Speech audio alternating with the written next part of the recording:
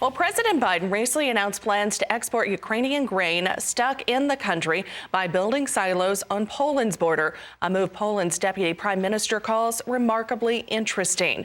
Our friend Alan Bjerga with the National Milk Producers Federation is currently in Poland, where he joins us now for an update from overseas. And thank you, Alan, as always, for your time here today. So what has Poland's response been to this plan? Have they been receptive?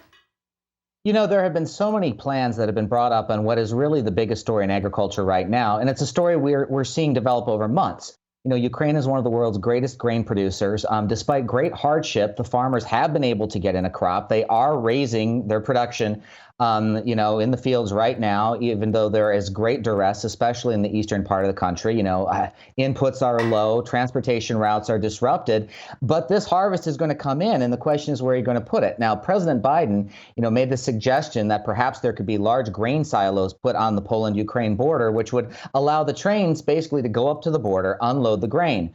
But this can take months to build, and the Polish government has seen it as interesting, as noted. It's something that could possibly be one way out of this crisis.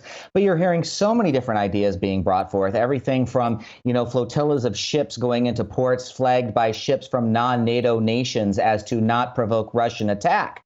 But this is all building up toward what could be a major humanitarian crisis this fall. Russia is using food as a weapon. You're seeing now satellite images of seized Ukrainian grain being sent to Syria.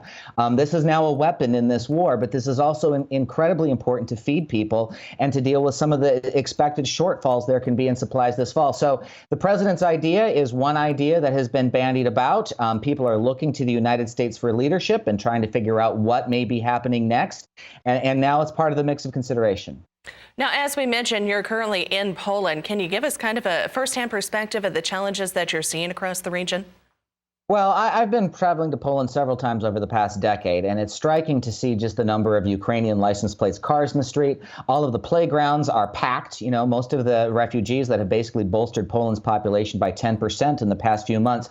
It's a lot of women and children, and the children are in the schools and they play like other children, and you hear much more Ukrainian signs. A real country that has really been reaching out to help people who are in turmoil next door.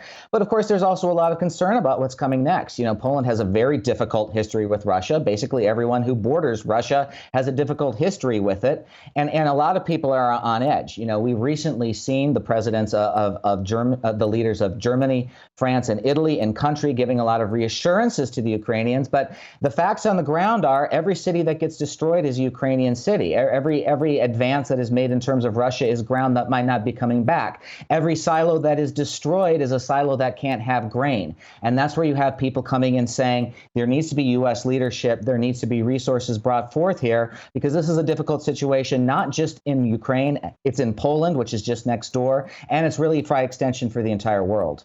And of course, Alan, being with the National Milk Producers Federation, we have to ask, any dairy-specific efforts?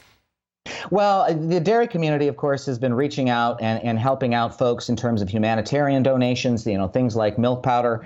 Our co-ops have been very active on this front, working with an organization, Convoy of Hope, at convoyofhope.org, that can pick up humanitarian donations. There are some real challenges in terms of directly helping farmers in terms of getting U.S. product overseas, because you're dealing with European Union licensing, a lot of bureaucracy. These issues, it seems so simple. You want to help someone, but in the process of doing that, you run into all of these other things where there is a will, there is a way, and I'm proud to announce that the dairy community has been very generous in moving forward, and agriculture as well has shown that sort of concern for Ukrainian farmers and for the benefit of agriculture. Again, that it's just another form of what farmers do best. It's feeding the world. Alan, anything further that folks could do to help the Ukrainians and Ukrainian agriculture? Well, we have been working at National Milk Producers Federation with Convoy of Hope. We've also been working with the global arm of the United Way in terms of donations. And if you wanted to know more about that, you could write us at info@nmpf.org asking what you can do. A lot of our member cooperatives have also been very active in this issue. A lot of people, of course, are working through their own churches and charities. And of course, dairy farmers are leaders within their communities. The efforts are myriad. As a communications guy, one of my frustrations is often they do these things and they don't want it to be publicized.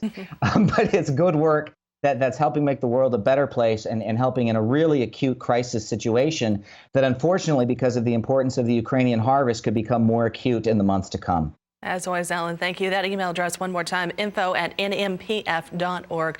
Thank you very much, Alan. Again, Alan Bjerga with the National Milk Producers Federation joining us from Poland today. Thank you for your time.